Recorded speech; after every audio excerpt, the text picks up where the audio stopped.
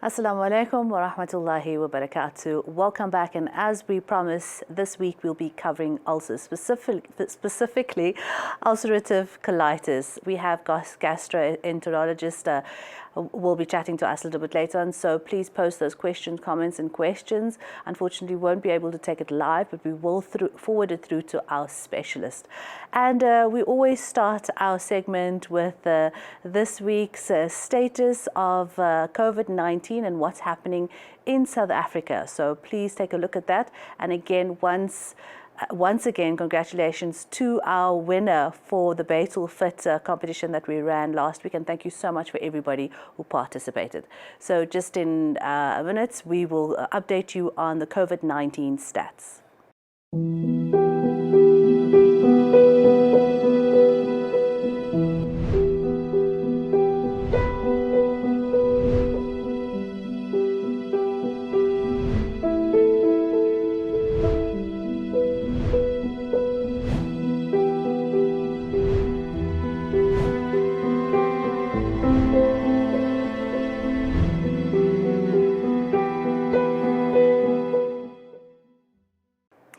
Welcome back. We're now joined by Zuhair Girash. Very happy to have him back with his limited time, crazy running all over this show. So please do connect with Afia Healing via their Facebook and YouTube channel for weekly wellness. Yes, Zuhair.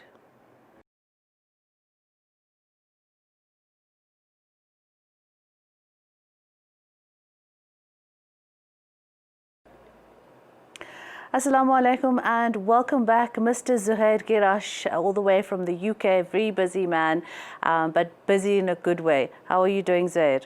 Wa alaikum salam wa rahmatullah. How are you doing, Hawa? Good, alhamdulillah. Happy as always. South Africa, taking it in their strides. We're having spikes here and there, but hopefully everybody will heed to the warnings of the other countries, possibly going through their second waves, inshallah. So we have to also talk about that. But today's topic is ulcers. There's, often they think of it as an old person's disease. It happens later on in your life, but and because we're gonna broaden it a little bit about ulcers, there's also something specific, ulcerative colitis. Let's talk about the actual condition of ulcers in the stomach and what's actually happening and the causes of it. Where does it come from, from a healing point of view? Bismillah ar-Rahman ar-Rahim. Alhamdulillahi Rabbil Alameen. As-salatu was-salamu ala ashrafil anbiya wal mursaleen wa ala alihi wa sahbihi ajma'in. Alhamdulillah. This is quite an important topic, and it's something that is quite prevalent amongst our populations. And I think for a lot of Asian, people with the Asian background, we have this connection that ulcers is connected to eating hot food. That every time we eat excessive hot food, that it irritates the lining of our gut and all the rest of it. But from an alternative healing perspective, we want to look at two different things here. One is ulcers and one is the colitis, right? So normally when you go to the doctors and the specialists, they will be able to categorize it for you, ulcerative colitis. And that in itself is, placed under the autoimmune diseases section. And so what is an autoimmune disease? An autoimmune disease is something that basically tags the fact that your body is attacking itself. It's something to do with your immune system, that instead of fighting harmful substances in the body, it's actually harming itself. And so we need to look into this. And from a healing perspective, alternative healing perspective, we need to find out why am I attacking myself? Why am I attacking myself? And that doesn't make sense. Why would I be slapping myself and pulling my hair out? There's something that's gone wrong. And so we need to look at the emotional root cause behind it. What we find with ulcers, from a holistic point of view, is that the emotional underlying root cause of why ulcers show up, and the way I summarize to my clients, is that they are just packets and pockets of anger waiting to burst. And then when they do burst, it causes a lot of further ache and pain. But the underlying emotional root cause for ulcers is suppressing strong emotions, such as hatred, anger, vengeance, betrayal, resentment. And all of these, when people hold on to this, it starts to really affect the internal psychology and physiology of the body. Thereafter, what we need to also understand is that that's what ulcers are. They are packets and pockets of anger. What is colitis? Okay, colitis again is what they say in the books is a possible autoimmune condition, meaning it's there. We don't know what's happening. Why colitis? Because it gets you in the colon stroke rectum, and so it's in the lower part of the bowels. When you look at IBS, okay, irritable bowel syndrome, IBD disease, generally when we look at it holistically, we're understanding that because this is the digestive part of your body, then this is something to do not only with the digestion of food, but you are unable to digest what is going on around in your environment. Okay. And this is something, subhanAllah, that we on a daily basis are exposed to, that we see certain injustices taking place. We see certain family members that should be doing more, but they aren't, or we have an expectation that isn't being met. All of this we keep within ourselves. That emotion then becomes stagnated within our body, and especially around the colon side. And so with colitis, there are things, the underlying emotions again are anger and frustration, and also the triggers basically come from whatever's happening in the present moment, or they might be triggering your past memories. And so ultimately what tends to happen is that people end up going into self-sabotaging patterns. And so they just cause problems, and again, it's the anger and the frustration, and they end up saying things when they shouldn't, and it keeps going around. It's just one vicious cycle. Also, another thing with colitis is people tend to have very poor boundaries. There are walkovers, people use them, people abuse them, people just carry on, and there is no sympathy or empathy towards this person that's actually going through this. And so you can see that all the time it's just winding up more and more. And it just gets worse and worse. The anger gets seeped in more. And so you start getting more of these ulcers coming up as symptoms of what is actually going on. And so with that, ultimately, what covers it all is literally a lack of love. Okay, and it might also be lack of love from parents, because you might have felt unloved as a child, but as you go into a marriage or you move into, later on in life, you also are triggered by the same issues over and over again. And so there's a lot of underlying emotions that all collectively leads to this condition. Looking at the way forward and where you are actually meant to be before the ulcers even affect you, does it then play part of your character, of your being, loss of self-love, or loss of now the affliction that you're causing onto your body? Is it part of you really, and how do you get it? How do you move away from that?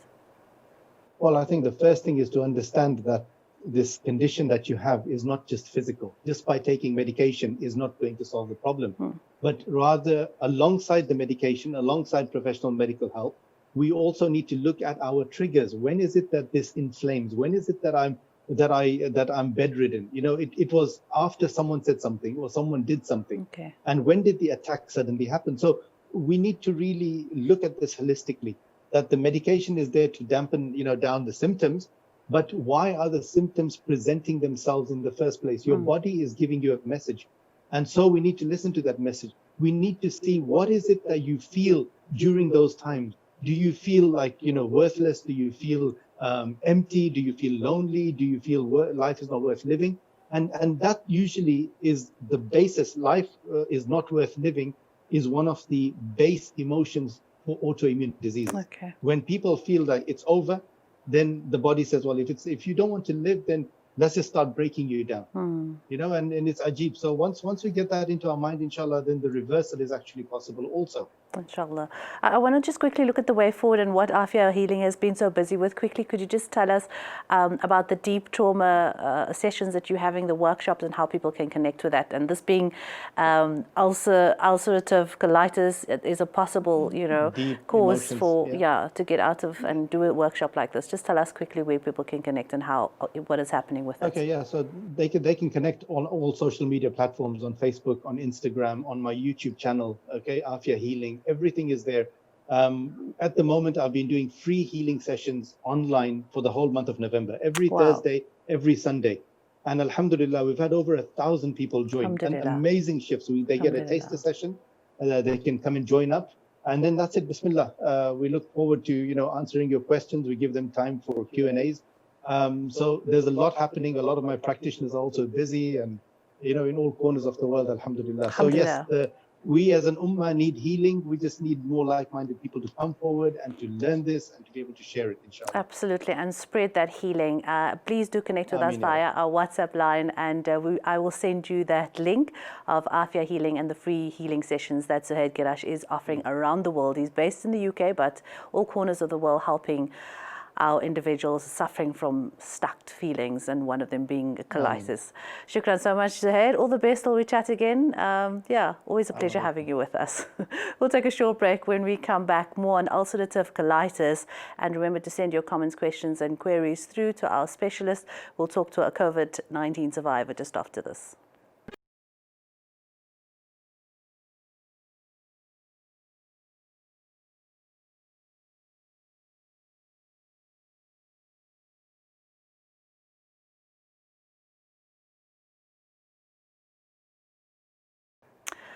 Welcome back to ITV Networks, and this is Health Matters. Every Tuesday evening, catch us between 8:30 and 9:30.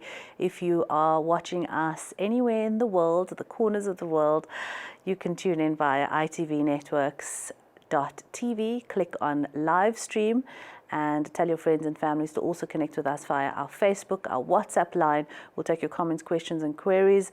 Unfortunately, they won't be read out and answered this evening, but we will forward it through to our specialists. But please do keep them coming. We know it's important for us to educate ourselves, to help each other and be there for the community.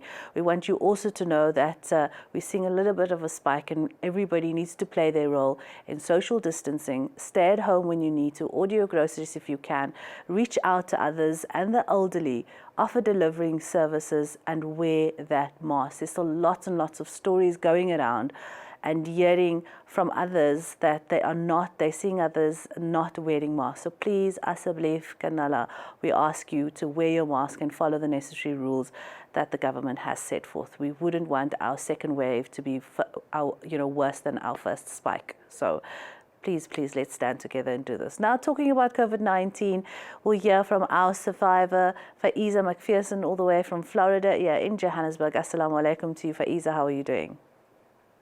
Wa alaikum assalam wa rahmatullahi wa barakatuh. I'm well. Jazakallah so much for asking. Alhamdulillah, shukr. We want to hear your experience. Every week we tap into a COVID-19 survivor. We have had lots, alhamdulillah, shukr. And there are also those that have lost their lives to it. So blessed are you, and we want to, just understand your story and take it from there and hopefully learn, inshallah. Faiza, tell us, when did you first find out about your condition? What were the symptoms and what were the steps that you followed then? Okay. Well, my husband was the first to contract the disease. We don't actually know exactly where, but we were staying at home. We were following the rules and the regulations set out by the president. He came home. He was diagnosed on the 22nd of June. Okay. Shortly thereafter, a day or so, my son and I started showing symptoms. It was mostly taste, lack of taste, smell, slight cough, and then body pains and headaches was bad. So we were out of commission for about a month. Because we find living in the house, my granddaughter as well. She's turning 1 in a month's time, a few weeks time off. She also had it. It was bad for all of us. We had our doctor contact us on a regular basis. Dr. Fahmida Razin was our doctor. She prescribed medications to us. We were on the 1,000 milligram vitamin tablet, but we were on the zinc tablets as well. We were also taking all kinds of remedies, like sour lemon juice drinks with cinnamon sticks and black seeds with honey. Everything anybody was telling us to take, we were taking it. We were doing lung exercises. We were watching videos. It actually became worse over time for myself. I got bad. I became worse. I started losing my breath very quickly when I speak. I had to go on an oxygen machine for about 2 days. That was bad. It wasn't very good at all. I didn't think that I was going to make it through, actually. But alhamdulillah, shukr. Lot of istighfar, lots of du'as. We thank everybody for sending du'as our way and for keeping us in their du'as and their prayers. Yeah, it was a big journey, but alhamdulillah, we made it through. That sounds like quite a low moment for you. You know, you adding on not possibly even being able to make it. What was going through your mind? What was the emotions like? And you were saying your husband was first, so of course he could still make contact with you. Who helped you and assisted? Was it something that you needed to go into hospital for rather? And yeah, what was the condition at home like when you had that low moment? Okay. When Ibrahim was sick first for about a week, and then we got sick. So with his week, we looked after him, and with our week, he looked after us. Okay. So we were all still sick and recovering, but we managed to take care of each other. When I hit my worst moment, we called on a dear friend of ours, Molana Aniskara, and he's with ER24. He managed to loan us an oxygen machine for me to use, which came in very handy at that time. The medication also, my sister-in-law used to drop it all for us because we did not leave this house at all for anything. We stayed away from the family. We just literally had video calling on WhatsApp. But apart from all of that, it was a traumatic experience for all of us. Yeah, it was scary for my children seeing me in a condition like that. But we put on our brave faces when my mother-in-law used to call on a video call, and I used to pretend like everything was okay because I didn't want her to worry too much, you know, because I know that she would want to be here to dine us, to wine us, to help us to be there, but we just didn't want anybody near us. We were just afraid for everybody else as well. So the type of medication you were on, you've mentioned that, you know, it was dropped off. What was the processes of, you know, everybody's assistance? As you said, Ibrahim, your hubby, took care of you guys when things were really getting bad. You know, feeding and, you know, getting through your day. Was it most of the time in bed? And also, yeah, I just mentioned the medication again that did get you through. Okay, well, we were on the calciferol, which is a 50,000 milligram tablet. We had to take that once a week. This is all scripted medications from Dr. Razin. We were on a 1,000 milligram vitamin C tablet. We were on the zinc vitamin D tablet. We drank a lot of water. Those are the scripted medications. We drank a lot of water, 2 liters plus a day. Like I said, the cinnamon sticks and the sour lemon water boiled together, we did all of that. We also drank the black seeds and the honey. We were taking that as well. When it comes to meals, it was a bit tough because we used to eat first, and then my daughter, who is currently diabetic, so she has an underlying condition. We were very concerned about her. Yeah. She used to come in with mask, gloves, the whole thing on. She eats first, then we leave the kitchen. She leaves the kitchen, and then we come. So it was in stages. When we used the bathrooms, we had to spray everything down. Everything was cleansed after everybody had used it all the time. So we were living in a health bubble, if you want to call it that. But alhamdulillah, we managed it through. We had support from each other within the 4 walls of the house. And yeah, it was one of those things, I suppose. Faiza, something that I didn't check in with the other COVID-19 survivors yet, but what was your diet like? What could you eat? What was there things that you actually found, you know, was helping you? Mentioned your loss of taste. How long did that last? Did you actually enjoy your food when you were eating it? Yeah, what was your diet like? Okay. The diet wasn't much different from the normal cooking at home. Okay. We obviously reverted to less curries and spicy foods and things like that. Less oily things. Lots of vegetables. We had fruit. We ate a lot of soup. Nothing really mattered because nothing was tasted. But the appetites were weak. We barely ate. The appetite was gone, literally, because you were tired. You wanted to sleep more. The headaches were so bad. You just wanted to put your head down all the time. The taste and smell symptoms lasted very long. We were feeling much better body-wise, health-wise, but that, like, still in mid-August, I was still experiencing that. Sure. So I'm not sure. It's different for everybody. The headaches as well, milder, but still there. Yeah. Let's talk about the after effects, because I mean, you were contracted the virus in June, July, August. That was the time you were in lockdown. How are you feeling now? It's, what is it, 2-3 months later? Now, the only problems that I am experiencing now and again is the migraines. They still come and go, but they said that is normal, and also the breathing. I can't walk like I used to do lots of jogging and running before. I can't do that much because of the breathing. I get out of breath quickly. I have to slow down a bit. But they said that's all normal. Okay. Was it, when finding out about the condition, or even before, did you and your family keep yourself informed? And often you hear from all of those that have suffered from COVID-19, we were so careful, we followed the rules, we did what we needed to do. So was there any other information that yourself and your family then researched and wanted to find out once you contracted the virus?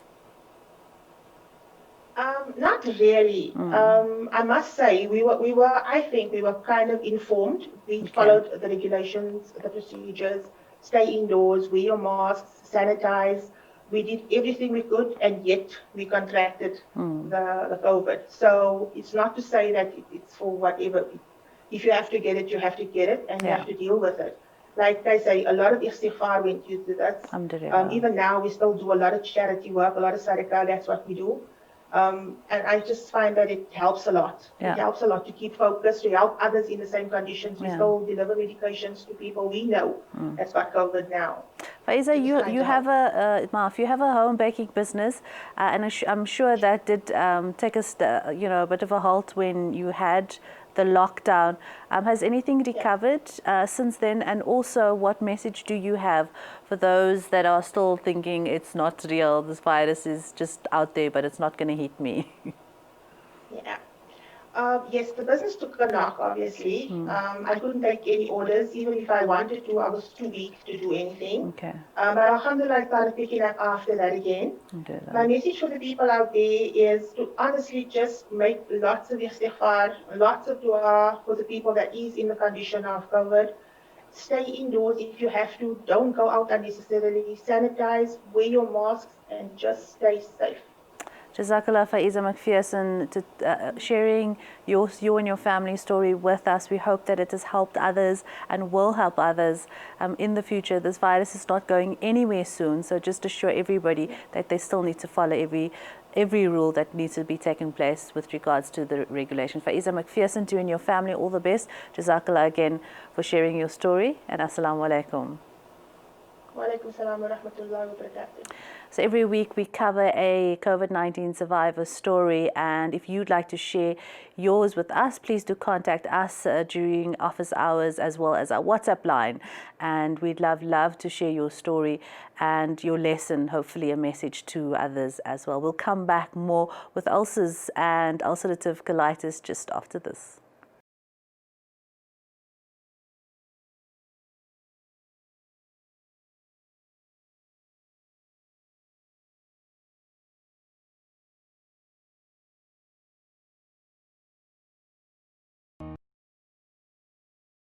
What is ulcerative colitis? Ulcerative colitis is a chronic condition characterized by inflammation and sores, or ulcers, in the rectum and colon, or large intestine. Ulcerative colitis can be distinguished based on how much of the large intestine is involved. When ulcerative colitis involves only the rectum, it is referred to as proctitis. If the left side of the colon is involved, it is known as left-sided colitis. When the entire colon is involved, it is known as pancolitis. Ulcerative colitis is characterized by periods of time with active inflammation when the patient is experiencing symptoms, and periods of time when the inflammation is turned off and the patient feels well. We call these periods of wellness remission.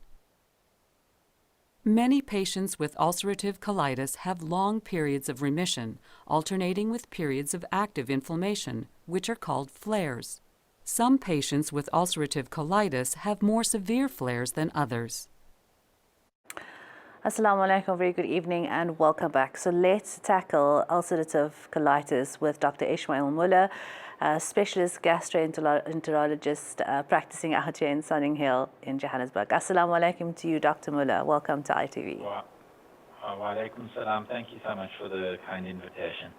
Only a pleasure. So we want to tackle this topic because it was something specific that has come from our viewers as well.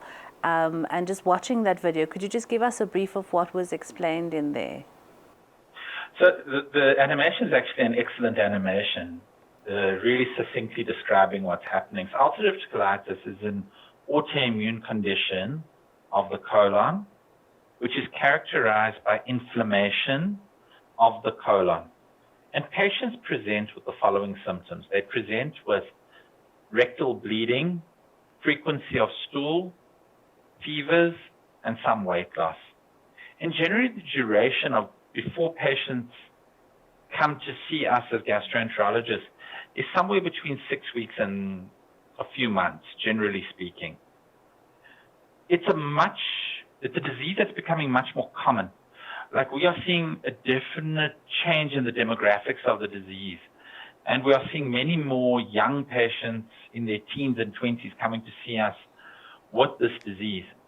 And it's going to become an increasing problem, not because it's that common, but because the severity of the disease affects people's quality of life. As the animation alluded to, it's a disease that's characterized by time periods of quiescence, quiet disease, and time periods of flares or severe disease where patients feel sicker, they've got more rectal bleeding, more weight loss. There are many effective treatments that are available, and we can touch on that during the course of this interview. And you're saying more and more people are coming forward because of the symptoms presented because of ulcerative colitis. What diagnoses are available to detect UC, if I could say it quickly?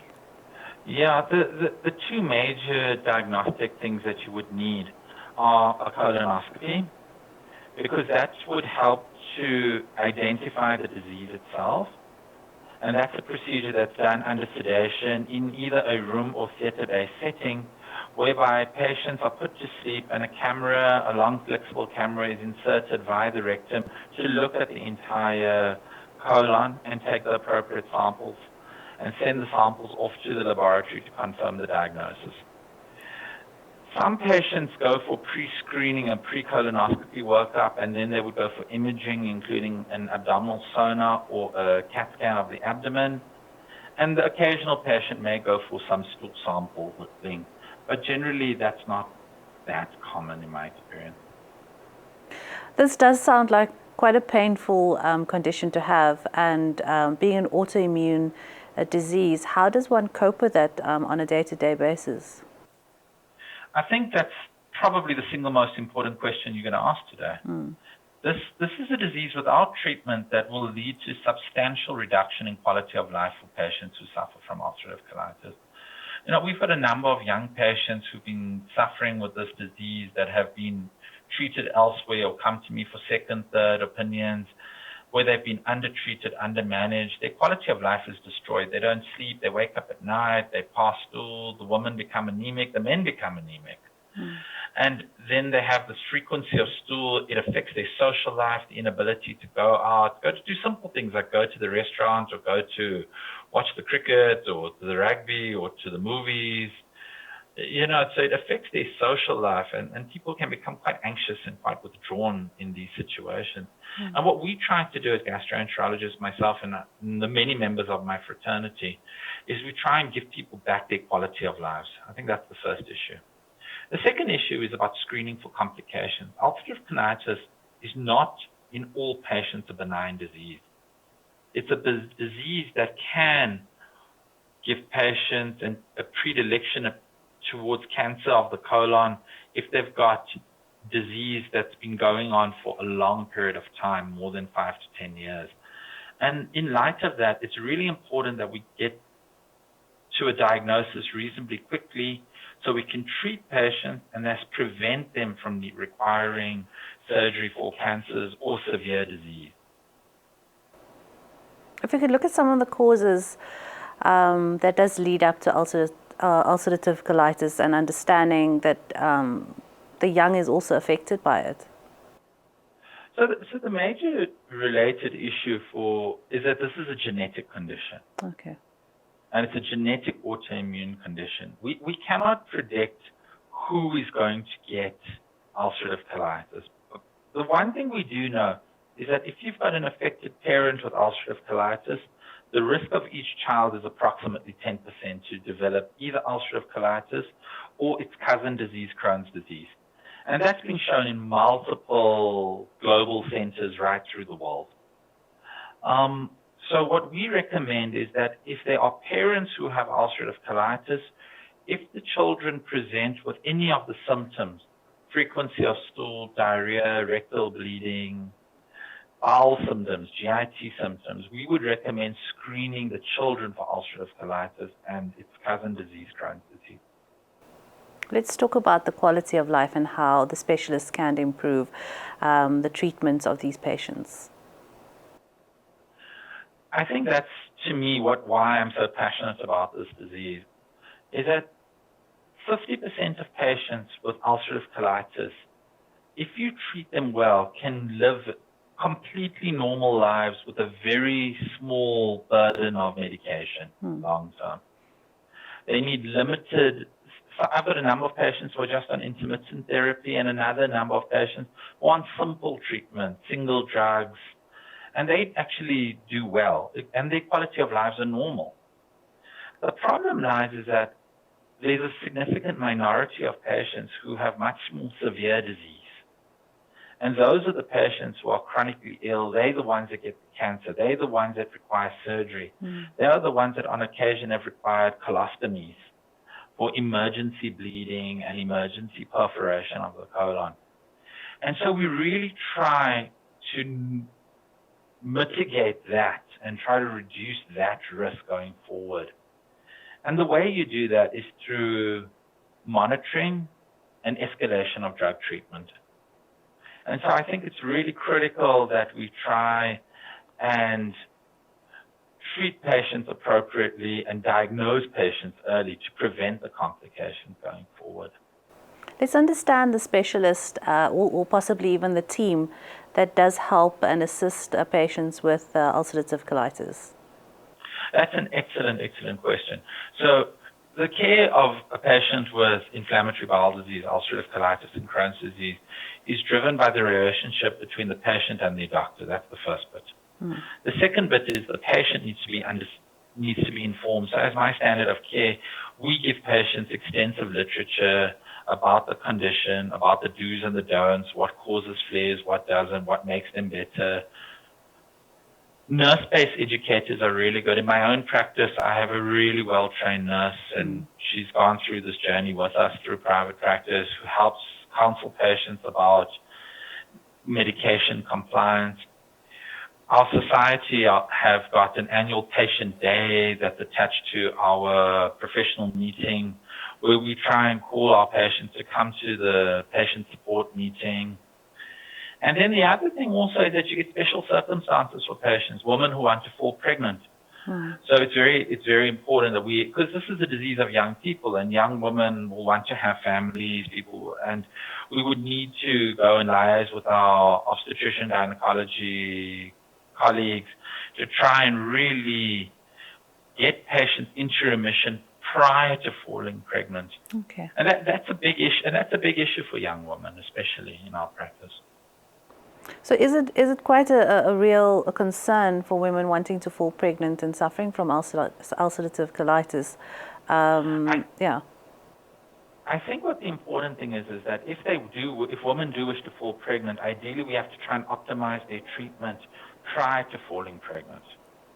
That gives them the best chance of falling pregnant, carrying a pregnancy successfully, and not having complications.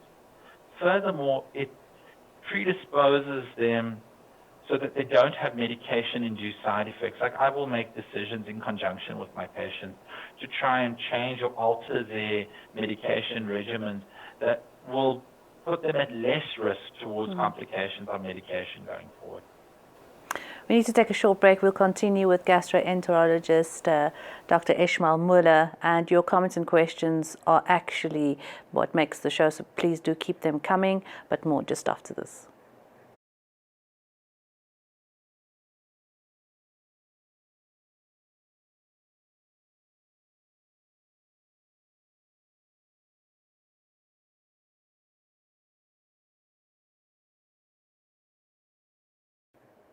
Welcome back, live on channel 347 and also on the World Wide Web, itvnetworks.tv. Click on Listen Live, and there are over 100 episodes of Health Matters, informative, comprehensive health shows on our YouTube channel. So please link up for that. ITV Health Matters. I'm Kawa Solomon. Welcome to a show where we dedicate it to ulcerative colitis and also the various types of ulcers with gastroenterologist Dr. Ismail Muller, based in Sunning Hill here in Johannesburg. Welcome back, Dr. Ismail. I'd just like to look at the team that does deal with these patients suffering from this autoimmune disease and understanding the role that the specialist or the GP plays in their lives. Let's start with the GP. I cannot emphasize this point enough. Every person on this universe needs a good general practitioner. General practitioners screen patients for disease and refer patients appropriately. A large proportion of the patients that I have are referred from general practitioners. So I think it's really critical for the public at large, and this is the audience I'm talking to, that they need to find a good GP who meets their needs for care on a day-to-day basis and recognize the need to refer them on to specialists. That is the starting point of care in gastroenterology, and for all of medicine, if you ask me. I think once a GP has recognized that you need to go and see a gastroenterologist, I think it's important then that there's always this constant liaison between the patient and the gastroenterologist, and there should be some feedback provided from the specialist to the general practitioner, because we are not, as specialists, are not always available. I'm busy, I'm in theater, I've got a busy practice, but your GP is available, and it's so critical that you have access to a good GP. And that's what constitutes multidisciplinary care. And that's why dietitians are also important in the process that we have, as well as nurse educators for gastroenterological conditions, specifically ulcerative colitis and Crohn's disease. I want to touch on the support and the role the family, friends does play, because at the end of the day, this individual, being a social being, as we all are meant to be, then doesn't become that person anymore. But before we touch onto that and also possibly supports, what are some of the main major complications that could happen with the patients of ulcerative colitis and the way forward for them? So I think that the major complications, I think there are four major things we have to worry about.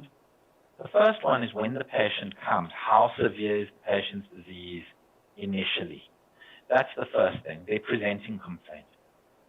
Then in terms of longer term things, the three things that we worry about are putting patients in remission, meaning getting their colon and taking the inflammation down so that they can go back to their normal quality of life. The next thing, and I've alluded to this before, is that long-standing uncontrolled ulcerative colitis is associated with the risk of colon cancer. So regular follow-up, both clinically, meaning how I see you in my rooms, as well as through procedures and colonoscopy at appropriate intervals to screen patients for the development of colon cancer. And then the last thing is medication-related issues in terms of medication compliance and medication side effects, and escalation and de-escalation of medication, meaning should we give our patients more medication or less medication? And something that I'm also doing in my practice, and some of my colleagues are also doing it, is that to access patients who have severe disease for clinical trials so that they can get onto new treatments and new modalities for treatment going forward. So the role that the family, friends, the social individuals attached to that person suffering from this condition, what is your message to them? I think that's the other side of quality of life. And I think it's really critical, Hawa, what you're saying. To me, often our patients are young patients. They're in their teens or 20s. They're getting married or they've just become married. They're young people. Sometimes they're not emotionally fully developed. And so it's really important that their parents and their spouses try and support them through, especially the first 6 months of diagnosis, because that's when we can really educate patients. We can really try and assist them in terms of understanding their disease and trying to put them into remission so they don't develop these complications that I've alluded to. And I think that I cannot underemphasize how important it is for me that when patients come, initially they come with a family member, be it a parent or a spouse. It's really, really critical. I have a number of teenagers and young adults in my practice who initially came with their parents. And because they came, they've done much better. And that's what we try and achieve. We try and get people their lives back. Alhamdulillah. So moving on to, and I know that this is a condition that, people need to be informed about and need to know more about, and early detection is always, the best possible way to go. I want to touch on also the other types of ulcers, seeing that we have our specialist online with us. Let's look at, maybe some of the stomach ulcers and the other type of ulcers that you do deal with. And said earlier by our holistic healer that, often it's prescribed to us eating spicy foods, but it's also the lifestyle and the stress that we are under. So let's touch on, the other ulcers. Yeah, stomach ulcers are like a pet topic of mine. Yeah. And they are common. They are ubiquitous. They cause a lot of pain and discomfort, and often we don't take them seriously. So most patients who have ulcers are there as a result of a few things. They're there because people take a lot of anti-inflammatory drugs. You take the old ladies, they got sore backs and sore hands. They take Myprodol and Genpans and every other anti-inflammatory under the sun. And those drugs are the ones that predispose patients to stomach ulcers and duodenal ulcers. And most patients have more mild to moderate symptoms, but occasionally, and it always happens over holidays, and it always happens over Easter holidays and Christmas holidays and around Eid. We have the odd patient with a severe catastrophic ulcer that's bleeding. That's a different discussion. I'm not going to talk about that today, because those are sick patients, and that's really the realm of the specialist. I think the other thing that causes ulcers, I think we live a very fast-paced life. And I think lockdown has exacerbated that. People have chronic low-grade or intermediate-grade or, dare I say, high-grade stress. And they're getting headaches, and they've got headaches, and they take painkillers, and they're not sleeping well, and they're anxious because they're not seeing their families. They're not living like humans as social people are supposed to live. And I have seen an increase in ulcers. And the other thing I've seen a lot of is reflux. And it can be very difficult initially to determine which patients who come to you complaining of vague pain in the upper part of the stomach or in the chest are complaining or really have ulcers or really have gastroesophageal reflux disease. Good. And I think that's where GPs have a really important role to refer patients to gastroenterologists for a scope, also called an endoscopy or gastroscopy, so that we can assess and see, is it an ulcer or is it a reflux? But just remember that elderly patients especially, not every ulcer is benign. Every year I have 3 or 4 patients a year who we think that they have got simple ulcer disease, but actually what they've got is a stomach cancer or an esophageal cancer. And that's a completely different kettle of fish. And that is a serious life-threatening condition.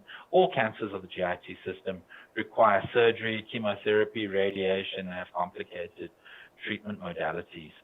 And so that's why it's so important to refer the patient to a gastroenterologist or a surgeon to have a scope, so at least then we know what we are dealing with. And I think that's the take-home message. If you've got a change in your bowel habit, if you've got a change in your digestive system habit that's been going on for more than 1 month, or you've got bleeding, you need to be referred to see somebody to perform an endoscopy and a colonoscopy. It is so critical. You do not want to be that patient with the missed cancer, because that changes everything. You spoke about something quite serious and understanding a lot of people actually just bypass their symptoms and they self-medicate, they just pop into the pharmacy and they mask the pain. What is your message to them as well? I think that the take-home point is simple. If you've got new onset pain with eating or difficulty swallowing, or you're losing weight unintentionally for 4 to 6 weeks, or you go for routine blood tests and find that you're anemic, you need to be referred to see somebody, ideally a gastroenterologist, to do a gastroscopy and or a colonoscopy on you to screen you for GIT cancers. The pickup rate is about 1 in 50 cases that we do. So 49 patients will have a benign cause. They'll have an ulcer, or they'll have reflux, or they've got irritable bowel syndrome. But the problem is that if you miss that patient with a cancer, that patient will come back 3 months, 6 months later with an advanced cancer. And then that changes that patient's outcome completely and utterly. And I'm very happy to come back and talk about colon and stomach cancer at another time. You know, to really, because that is a long discussion. Absolutely, absolutely. But the day-to-day ulcers that people are suffering from, is it actually preventable? Yes, to a degree. I think that anti-inflammatory usage, you must limit to the minimum. Okay. I think where in doubt, general practitioners or other health have to try and prescribe less anti-inflammatories and rather give painkillers that don't predispose patients towards stomach ulcers. And then stress management and diet is also really important. Absolutely. So wash the chilies. Dr. Ishmael, pleasure chatting to you. Any safe information out there on the World Wide Web, Dr. Google, or as I say, Sheikh Google, that people can reach out to and not just go for, the sit-home advice or just that YouTube video that, okay, let me try this. So any warning around the, safe information on the web as well and where they can go? Yeah, sure. The American College of Gastroenterology has got a wonderful website with access of information for patients. The British Journal of Gastroenterology, the British Society of Gastroenterology also has got wonderful, excellent peer-reviewed articles, and they can often help reinforce one of the things I've said today in a simple way that people can understand in their own language. Thank you so much, Dr. Ishmael Mulla. Definitely would like to have you back chatting about colon cancer and that affects the stomach. We appreciate your time and your expertise today. Enjoy the rest of your evening and your practice. Keep our people safe and advise as you do, as always. Thank you so much. All the best. Dr. Ishmael Mulla from Sunning Hill out in Johannesburg. Assalamu alaikum to you.